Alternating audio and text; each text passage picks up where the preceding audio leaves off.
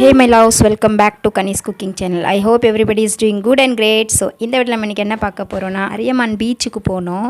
அதை பத்தின vlogging video தான் பார்க்க போறோம். ஸோ வாங்க வீடியோக்குள்ள போகலாம். நானும் ராம்நாட் ரொம்ப வாட்டி வந்திருக்கேன். ஆனால் எனக்கு ராம்நாட்டில் எவ்வளோ நாளாக இருந்திருக்கேன். ஆனால் அங்கே பீச் இருக்குங்கிறதே எனக்கு சத்தியமாக தெரியாது. வீடியோஸ்லாம் பார்க்கும் போது தான் தெரியும் இப்படி பீச் இருக்கோ அப்படின்னு. அது எவ்வளோ தூரத்தில் இருக்குது, எங்கே இருக்குது எதுவுமே தெரியாது.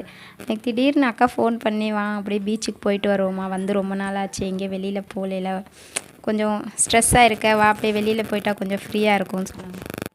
சரின்னு கிளம்பலான்னு பார்த்தா அன்றைக்கின்னு காலையிலேருந்து ஒரே மழை. எப்போ இந்த பீச்சுக்கு போவோன்னு சொன்னோமோ அப்போலேருந்து மழை. என்னடா பீச்சுக்கு போவோன்னு சொன்னால் இப்படி மழை பெய்யுது. அவங்க என்ன பிளான் பண்ணியிருந்தாங்கன்னா பீச்சுக்கு போயிட்டு அப்படியே டைம் இருந்துச்சுன்னா அப்துல் கலாம் சமாதிக்கு போயிட்டு வருவோம் அப்படின்னு சொன்னாங்க. சரின்னு சொல்லி பிளான் பண்ணிட்டு தான் கிளம்புனோம். மழை வரவும் டைம் லேட் ஆக சரி அங்கே போக முடியாது, சரி பீச்சுக்கு மட்டும் நாள் போயிட்டு வருவோம்னு சொல்லிட்டு கிளம்பிட்டோம். கரெக்டாக நாங்கள் பீச்சுக்கு வர நேரத்துக்கு ட்ரெயின் வர டைம். ஸோ அதனால் வெயிட் பண்ணிக்கிட்டு இருந்தோம். வண்டியை நிப்பாட்டிட்டு இருக்க முடியலை. அதோட பின்னாடி வேறு நிறைய வண்டி இருந்துச்சு. அன்றைக்கின்னு லீவு என்னென்னா ஓணம் அப்புறம் ஏதோ ஃபெஸ்டிவல் இருந்துச்சு. 2 நாள் சாட்டர்டே சண்டே லீவ் வேறையா. அதோட ஸ்கூல் பசங்க வேற ஊர்ல இருந்து பெரிய கன்னிவேடி 2 பஸ், ரொம்ப பெரிய ஸ்கூல் ஸ்டூடெண்ட் வந்திருந்தாங்க. ஸோ அதனால ரொம்பவே கூட்டமாக இருந்துச்சு.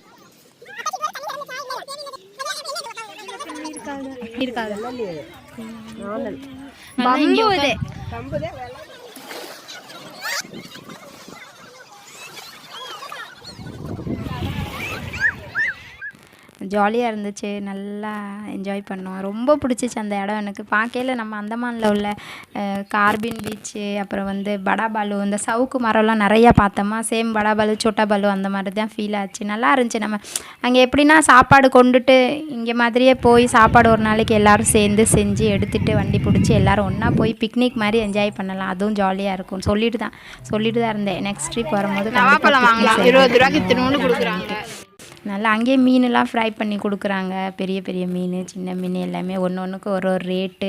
எல்லா கடைகளையும் இருக்குது. ஃப்ரூட்ஸு, வடை, பஜ்ஜி எல்லாமே விற்கிறாங்க. பிஸ்கட், ஸ்நாக்ஸ் எல்லாமே கிடைக்கிது. குழந்தைங்கள கூட்டிகிட்டு வந்தால் ஜாலியாக இருக்கும். பிள்ளைங்களுக்கு ரொம்ப ஹாப்பியாக இருக்கும். அதோடு நம்ம போட்டிங்லாம் இருக்குது. எப்போவுமே 60 ருபீஸ் அப்படி தான் இருக்குமா. அந்த சாட்டர்டே சண்டே லீவ் வேறு இருந்துச்சா, அதனால 150 சொன்னாங்க ஒரு ஆளுக்கு.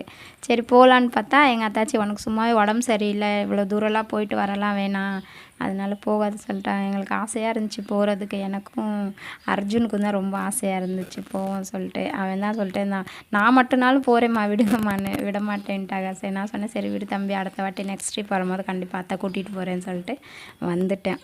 பீச்சுக்கு போகல. அப்புறம் அங்கே உட்காந்துட்டு அப்படியே நவாப்பழம், பருத்தி, பால் அதெல்லாம் கொண்டு வந்தாங்க. அது சாப்பிட்டுட்டு அப்படியே சும்மா ஃபோட்டோஸ்லாம் எடுத்துகிட்டு என்ஜாய் பண்ணிகிட்டு இருந்தோம். அது கேப்பில் ஒரு சின்ன குழந்தை வேறு அந்த கடலுக்குள்ளே அவங்க அம்மா கூட்டிகிட்டு போய்ட்டு விளாண்டுக்கிட்டு இருக்கும் போது அவங்களோட பெரிய பையன் தண்ணிக்குள்ளே முங்கிட்டான். அதோட பயந்து எல்லோரும் கத்தி ஃபுல் ஃபேமிலியோடு வந்திருந்தாங்க போல். பாவம் அவங்க ஒய்ஃபை அடித்து வேற போட்டாங்க.